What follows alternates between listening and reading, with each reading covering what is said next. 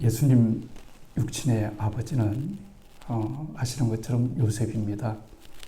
직업은 목수입니다. 구전에 의하면 그러니까 성경에 쓰여 있지 않지만 그런 야사들이 많이 있잖아요. 이야기를 계속해서 내려오는 그 이야기에 의하면 요셉이 특별히 목수이지만 했던 전문적 일은 십자가를 만드는 일이었다고 합니다. 그런데 우리가 생각한 것처럼 십자가가 친근한 건 아닙니다. 예를 들어서 조선시대에 아주 흉악한 사람들을 처형할 때 여러 가지 방법이 있겠지만, 예를 들어서 단두대에 죽인다고 한다면 그 단두대를 만드는 사람이 있을 거 아니겠습니까? 목수. 그렇죠. 그러니까 그걸 만드는 사람이 별로 기쁨은 아니겠죠. 관 만드는 사람이 막 행복하고 그러지는 않을 거예요. 행복하지는 않을 겁니다. 사명이니까. 누군가 이 관을 써야만 되는 인생이니까 그럴 겁니다. 그러니까 로마에 있어서 가장 큰 처형은 십자가였습니다. 그러니까 십자가의 처형이 가장 무서운 거였어요. 그런데 그 십자가를 주문 제작했습니다. 로마 다스리는 그곳에서, 관청에서 이번에는 십자가 몇 개를 만들어라 주문 넣으면 십자가를 열심히 만들었습니다. 열심히 만들었고요. 그리고 그 주문 그 시간과 기일에 맞추기 위해서 많이 만들었을 겁니다. 열심히 했을 겁니다. 오늘날처럼 도구가 있어서 십자가 하면 여기다 걸어놓는 십자가 아니라는 거 알고 계시죠?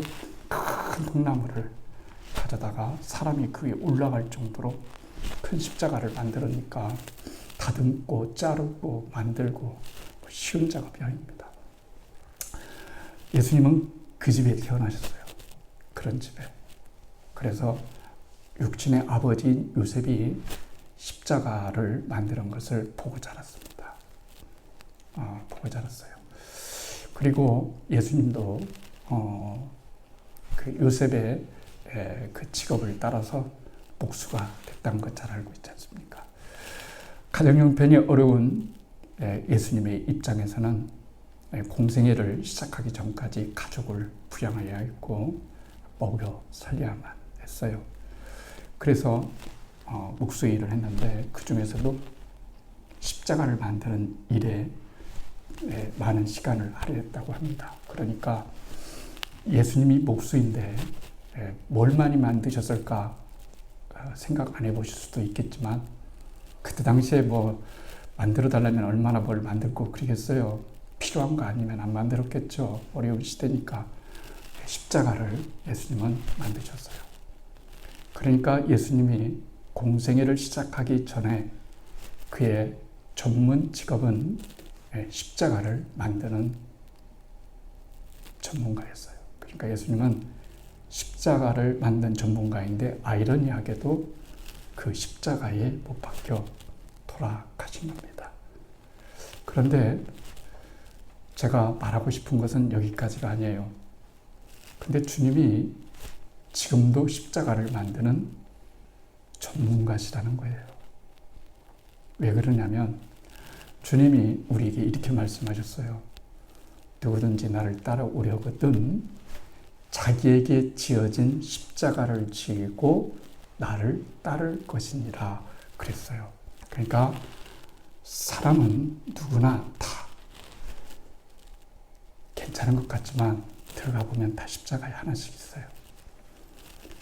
어디에 안 걸친 것이 없어요. 다 십자가 있습니다. 그런데 우리가 고민점에 빠지는 지점은 뭐냐면 왜 내 십자가는 크냐 하는 문제예요. 십자가까지는 인정하겠는데 왜 저 사람의 십자가는 쉽고 내 십자가는 너무 무겁냐 하는 거예요. 그러니까 여기에 우리의 고민이 있는 겁니다. 내가 천국 가는 길까지 십자가를 좀 작은 거 줬으면 좋겠는데 인생이 만만치 않지 않습니까? 그렇죠? 살아보니까 우리 다 알잖아요. 인생이 참 만만치 않다. 어느 하나 쉬운 것이 없다 하는 것을 우리 잘 느껴요. 유대인의 이야기에 이런 이야기가 있어요. 어떤 집에 소가 2마리가 있어요. 근데 한 소는 힘이 세요. 그런데 한 송아지는 비실비실하고 약해요. 그러면 2 송아지 중에 주인은 똑같이 좋아합니다. 그렇죠? 본질적으로는 똑같이 좋아합니다. 그런데 짐을 실려 나눌 때 있잖아요. 그때는 결정해야 됩니다. 그렇죠? 짐을 배분해야 되는데 어떤 짐을, 주인의 짐을 어떤 소에게 더 많이 배당하고 어떤 소에게는 적게 배당해야 될까 이런 생각을 하게 되는 거예요. 그러면 당연한 일이잖아요. 더 힘이 세고 감당할 수 있는 소에게 그 짐을 더 감당시킵니다. 주님 입장에서는 참 고마운 소죠. 이 건강한 소가 없다면, 이렇게 힘센 소가 없다면 이 비실한 소로 살아가기가 힘들잖아요. 그러니까 주인의 입장에서는 짐을 많이 져주는 소가 소중한 거예요. 우리가 그리스도인이 되었다는 것은 무슨 말을 얘기하냐면요. 비로소 예수님이 나에게도 십자가를 주셨다 하는 거예요. 나도 십자가를 지는 사람이 되었다 하는 그 뜻이 나도 그리스도인이 되었다라고 하는 그런 뜻이에요. 그러니까 세상에는 영적으로 튼실한 사람도 있을 수 있고 그렇지 못한 사람도 있을 수 있고 정신적으로 강한 사람이 있고 약한 사람도 있을 수 있어요. 저도 약점이 많습니다. 그런데 주님께서 왜 나에게 이런 십자가를 무겁게 주셨을까 하는 것은 주인이 나를 그만큼 믿기 때문에 그렇습니다. 왜냐하면 주님은 우리 모두에게 사명을 감당할 만한 그 은혜를 주셨기 때문입니다. 만약에 그가 악한 주인이라면 거꾸로 할 수도 있겠죠. 그렇지만 주인은 둘 다를 보호하지만 그 주인의 모든 일들을 더 십자가를 많이 매게 하는 것은 그 소에 대한 넉넉한 신뢰에 있습니다. 인생을 살아가다 보면 다 전체적으로 얘기할 수는 없죠. 어떤 부분은 이런 부분이 내가 약하고 어떤 것은 내가 이런 것이 강할 수 있어요. 근데 유독 인생을 살아가면서 왜 나는 힘들까? 왜 나는 이런 약함을 가지고 있을까?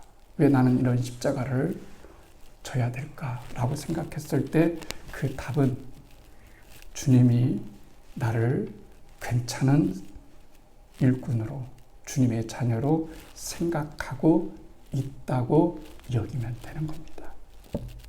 그 분명하지 않습니까? 그렇습니다.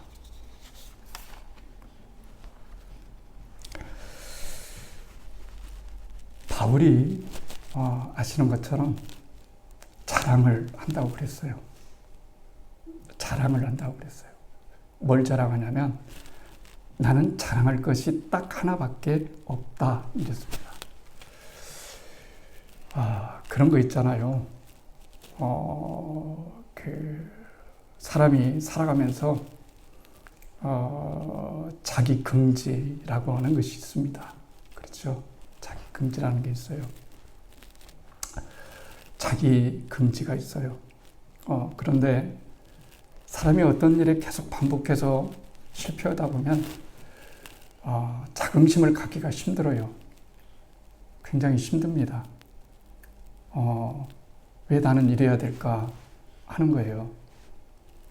그런데 우리가 인생을 살아가다 보면 그것 또한 헤어나오기가 쉬운 것은 아니다 하는 것을 알게 됩니다. 바울은 두 가지를 가지고 있었어요. 아시는 것처럼 굉장히 자랑거리가 있었고 남들 보기에는 참 안타깝다 하는 그 현실 두 가지를 가지고 있었어요. 그러니까 현실하는 굉장히 똑똑한 사람이잖아요. 학벌 좋고 똑똑하고 유능하고 그걸로 세상에 나가서 살면 존경받고 행복하게 살 수 있습니다. 근데 예수 믿고 그거 다 잃은 사람입니다. 다 잃은 사람이에요. 그런데 우리가 뒤집어 보면 그렇습니다.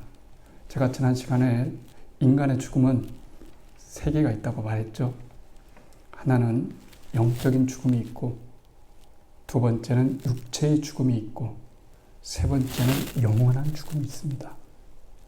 그러니까 우리가 거듭나서 다시 태어나면 영적인 죽음에서 벗어났다는 것은 하나님을 아는 감각이 살아있다는 거예요.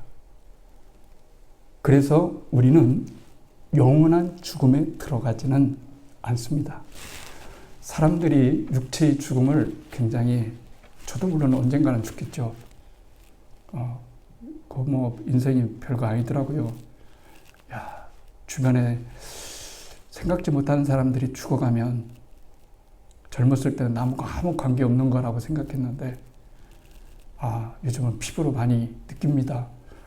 왜 이렇게 세월은 빠른지, 왜 이렇게 시간은 빨리 가는지, 더 중요한 건 뭐라고 살았는지, 이런 안타까움들이 여러분 있어요. 그런데 우리가 진리 하나가 있어요. 뭐냐면 하나님 나라에 갈 때는 다 아시는 거지만 아무것도 못 갖고 간다는 거예요. 내 자랑도, 내 명예도, 내 힘도, 내 부도 가져갈 수 있는 것은 하나도 없어요. 없습니다. 그렇게 무능합니다, 우리가. 그런데 딱 하나만 가지고 간다고 그랬죠. 우리가 이 땅에서 하나님을 위해서 산 삶만 가지고 가는 거예요. 나머지는 못 가지고 가요. 그래서 우리 삶이 중요한 거예요. 그래서 우리의 삶이 중요한 겁니다. 바울이 그랬습니다. 예수를 만나고 난 다음에는 내가 자랑이 없다. 할 자랑이 없다. 이런 거예요. 참, 그럼 뭘 자랑해야 되느냐? 자랑할 것이 그러나 있다고 말합니다. 그렇죠? 그런데 뭘 자랑하냐면 예수 그리스도의 십자가만을 자랑한대요.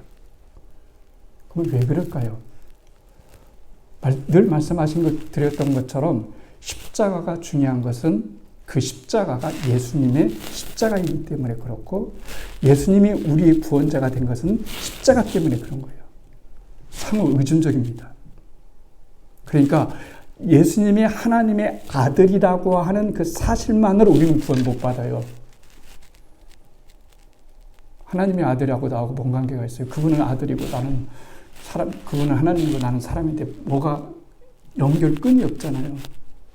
그런데 예수님이 나의 구세주가 될 수 있었던 것은 그분이 나를 위해서 십자가를 졌기 때문에 그런 거예요. 그게 예수님과 나와의 관계예요. 똑같은 방식으로 마찬가지입니다. 하나님은 지금도 십자가를 많이 만들어요. 하나님 나라를 위해서. 각자 분배합니다. 근데 내가 받고 싶다고 받는 게 아니에요.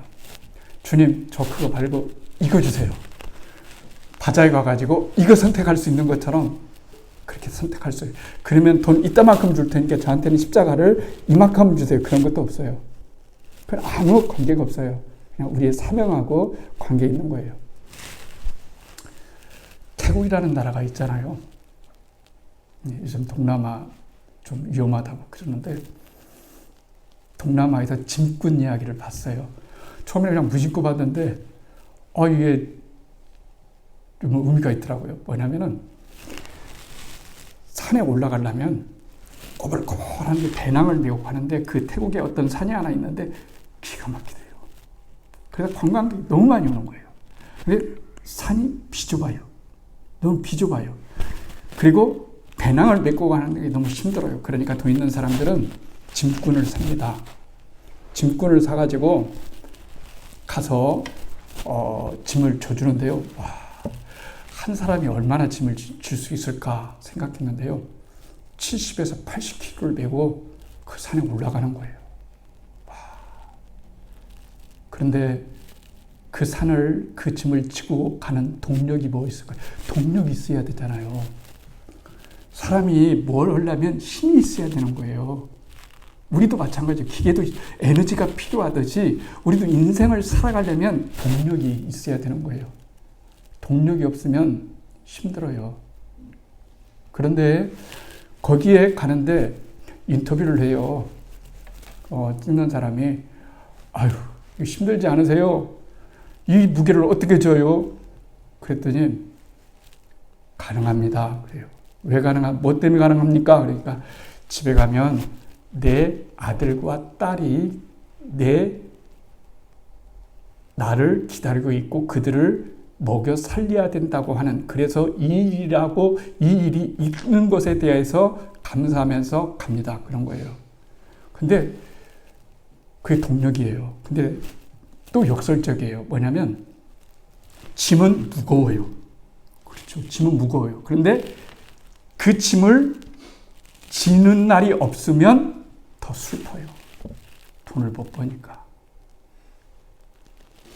짐이 많으면 많을수록 힘들지만 자녀들을 생각하면 가벼워져요. 역설적인 겁니다. 굉장히 역설적인 거예요.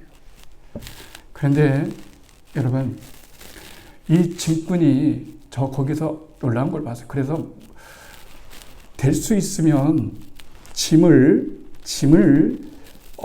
지고 싶은 거 딱 봐가지고 나 이거 질래요.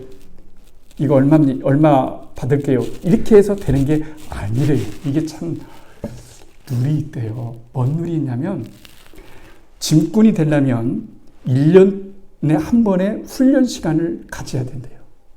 한 번 테스트를 받아가지고 짐꾼 자격증을 따야 된대요. 아무나 짐꾼이 되는 게 아니고 짐꾼 자격증을 따는데요. 어린아이들이 말이죠. 짐꾼이 되려고 돈벌이가 쉽지 않으니까 막 연습하는 거예요. 막 물통을 메고요. 막 빨리 걷고 무거운 거 걷고 안 흘리고 걷고요. 야, 저런 세계도 있구나. 그런 거예요. 그런데 여러분, 그렇게 하고 테스트에 나면은 우리는 자유경쟁이잖아요. 자본주의 사회에서는. 그런데 거기는 룰이 있어요. 뭔 룰이 있냐면 짐을 큰 거 지고 싶어도 자기 마음대로 질 수 없어요. 작은 거 싶어도 자기 거 질 수 없어요. 그리고 높이에 따라서 가격이 달라져요. 중간에까지 가면 얼마, 가장 높은 데 가면 얼마, 이런 거예요. 그러면 이 사람들이 원해서 그것을 하는 것이 아니라 그 관리 공원의 법칙에 따라서 순번제로 돌아가는 거예요. 오늘은 내가 너무 컨디션이 안 좋아요. 감기가 걸렸어요. 너무 힘들어요. 그래서 조그마한 짐만 지고 싶어요. 그런데 갔더니 나한테 배당이 세상에 지금까지 져보지 못한 그 엄청난 큰 짐이 있어요. 그러면 아프니까 못 져요 하면 짐 배당이 안 됩니다. 앞으로 안 된답니다. 싫어도 무거운 짐을 져야 된답니다. 저 한번 생각해 봤어요. 야, 참 이 세상에 살면서 저렇게 무거운 짐꾼도 있는데, 인생이라고 하는 게 그렇잖아요. 이 땅이 전부는 아니라는 거 알고 있잖아요. 그렇다고 한다면 저들은 영원한 시간과 그것을 어떻게 보상받을까, 이런 생각해 봤어요. 그러니까 주님은 자비로우신 하나님이라고 기도하신 것처럼 소자 하나에게 냉수 한 그릇을 준 그 일도 내 이름으로, 그런 거죠. 형제라고 해서 내 이름으로 냉수 한 그릇을 준다 할지라도 결코 그것을 잊지 않겠다 하는 겁니다. 이건 동력입니다. 여러분, 세상에 그냥 하는 사람은 없습니다. 그건 솔직한 겁니다. 다윗이 골리앗을 싸우러 나갔어요. 그런데 분명히 짚습니다. 저 골리앗을 이기면 나한테 돌아올 보상이 뭐냐? 그냥 무임으로 한 게 아니에요. 보상이 뭐냐? 그러니까 얘기해 주는 거예요. 사위가 되고 군대도 면접해 주고 그 다음에 니네 집안에 세금도 면제해 주고 이런 데 나설 사람이 없는 거예요. 그래? 그럼 내가 나서겠다. 이런 거죠. 그러니까 언제나 말씀을 드리지만 예수를 믿느냐 안 믿냐라고 하는 것은 우리가 영원한 시간을 어디에서 보내주냐를 결정짓는 거예요. 그러니까 여러분과 저는 지난 시간 말씀드린 것처럼 구원은 확신이 있어야 된다고 그랬습니다. 여러분은 구원받은 거예요. 그렇죠? 구원은 행동에서 찾는 것이 아니고 뭐에서 찾는다고요? 관계에서 찾는 거예요. 내 행동이 의로워서 구원받는 것이 아니라 하나님이 내 아버지라고 하는 관계에서 내 구원의 확신을 갖는 거예요. 만약에 내가 구원의 확신을 못 가지면 어떤 일이 벌어날까요? 하나님이 내 아버지라는 것을 못 믿는 거예요. 하나님은 내 아버지셔요. 그러니 내 구원이 하나님 손에 책임져 있는 거예요. 바울이 십자가만 자랑한다고 하는 이유는 뭐냐면 그 십자가에서 기적이 일어났기 때문에 그런 거예요. 하나님이 나를 사랑하신다는 증거가 십자가에 있고 그 효력이 십자가에 있고 그 능력이 십자가에 있는 거예요. 내가 예수님을 믿으면 세 가지 선물을 받는 거예요. 축시로. 이걸 축각적 효력이라고 말하는 거예요. 축각적 효력은 뭐냐면 하나님과 갑자기 화평이 되는 거예요. 내가 A와 B와 거리가 멀어요. 아주 원수예요. 근데 시가 와가지고 중재했어요. 근당에서 와서 악수해. 아이 모르는 거 하고 악수해. 밥 한 끼 먹고 해야죠. 빨리 악수해. 미안하다고 서로 해. 이래도 마음이 찜찜해요. 하나님과 나와의 관계는 원수된 관계였는데 왜 급작스럽게 갑자기 그런 화해가 가능할까? 예수님의 십자가의 목이 그만큼 크기 때문에 그런 거예요. 하나님이 우리에게 먼저 손을 내미시면서 내가 너를 사랑한다 하는 그 말씀은 예수님을 통해서 나타났기 때문에 우리의 능력은, 우리의 효력은, 축각적 효력은 뭐냐면 하나님과의 화목이에요. 너무 감사하잖아요. 이 화목은 누구도 이제 깰 수 없어요. 하나님이 나와 화평 조약을 맺은 그 하나님이 자녀된 순간부터 이제 깰 수 없는 거예요. 이게 굉장히 중요합니다. 두 번째는 지속적 은혜예요. 하나님의 은혜는 어제나 오늘만 머무르는 것이 아니라 지속적으로 머물어요. 이게 항상성이 중요한 겁니다, 여러분. 사랑을 하는데 그냥 때때로 사랑하는 것과 항상 사랑하는 것과는 달라요. 그렇죠? 하나님은 나를 항상 사랑하십니다. 하나님의 은혜의 지속성이에요. 계속 지속. 그 다음에 최종적 효력은 뭐냐면 우리가 하나님 나라에 가서 하나님의 영광을 직접 볼 것이기 때문에 그렇습니다. 그러니까 사도 바울은 나는 십자가를 자랑한다. 그런데 누구의 십자가냐? 이게 중요한 거예요. 나에게 십자가를 주신 분이 누구냐? 하는 것이 중요한 거예요. 하나님이 내게 십자가를 주셨다면 문제는 달라지는 거예요. 내가 진 십자가가 주님이 주신 십자가라면 문제는 달라지는 거예요. 왜? 그분이 처음과 중간과 마지막 모든 것들을 책임져 주실 것이기 때문인 거예요. 그렇잖아요. 마지막 죽음을 앞두고 있어요. 부러울 게 뭘까요? 외국 여행 거기 꼭 가봤어야 되는데 거기 못 가본 게 한탄이 난 사람은 없어요. 그렇죠? 그런 건 없습니다. 죽으면 어디로 갈까? 나는 어떻게 되는 거지? 정말 천국이 있을까? 지옥이 있을까? 별 생각이 다 올 거 아니에요. 그런데 그때 우리의 가장 큰 선물은 뭘까요? 나는 죽어도 천국 간다.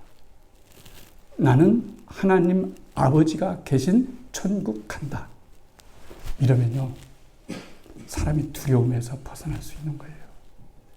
그 두려움을 벗어날 수 있는 원인을 제공한 것이 뭐냐? 그리스도의 십자가인 거예요. 예수 그리스도의 십자가가 나를 살렸기 때문에 그 십자가가 자랑스러운 거예요. 세상 사람이 없는 십자가 나에게는 있어요. 나는 그 십자가를 감당하고 있어요. 그 십자가를 지고 하나님 나라까지 온 나를 반겨주실 그분이 여러분 있다는 거죠. 그러니까 내가 십자가를 질 수 있는 그 능력이 나에게 있고 그 십자가를 지고 있다면 주님께 그만큼 인정받았다고 생각하면 됩니다. 인정받았다고 생각하면 됩니다. 십자가는 바울의 자랑이지만 동시에 우리의 자랑이기도 한 겁니다. 그래서 우리는 십자가를 자랑하는 거예요. 그렇잖아요. 십자가를 자랑하는 겁니다. 저는 우리 교회가 우리의 교회에게 주어지는 일, 그 십자가를 나쁜 것으로만 생각하지 않았으면 좋겠어요. 그렇잖아요. 해야 될 일이잖아요. 주님이 나를 주전선수로 뛰게 한다면 너무 좋잖아요. 그렇지 않습니까? 주님이 나에게 얘야 아무개가 있지만 너한테 이런 십자가를 더 줄게. 무겁지만 네가 좀 해주면 어떻겠니? 그러면 아우 제가 먼저 그죠 주님. 여러분 짐꾼이 태국의 짐짐이 그거 하루에 일해가지고 우리 돈으로 1,000원 많이 받아야 그 정도더라고요. 여러분 그것이 문제겠어요? 하나님 나라에 가서 우리가 다 그 목표를 두고 살아가는데 그 하나님 나라에 가서 우리의 상급이 있다고 생각하면 얼마나 기쁘고 행복하겠어요. 저는 우리 교회가 교인들이 이 땅에서 편하게 사는 것보다 하나님 나라에 가서 좀 상급이 많았으면 좋겠어요. 정말 하나님 나라에 가서 하나님께 일을 가장 많이 받고 정말 주님 저 좀 안아주세요. 이 땅에서 살아오는 거 아픈 만큼 저를 좀 안아주세요. 이렇게 당당히 말을 할 수 있었으면 참 좋겠어요. 그래, 네가 살아온 세월만큼 내가 너를 안아주겠다. 잘 줬다. 내 십자가를 네가 지니라고 수고했다. 이런 십자가의 의미를 다르게 바라보고 해석할 수 있는 우리가 되기를 주님의 이름으로 축복합니다.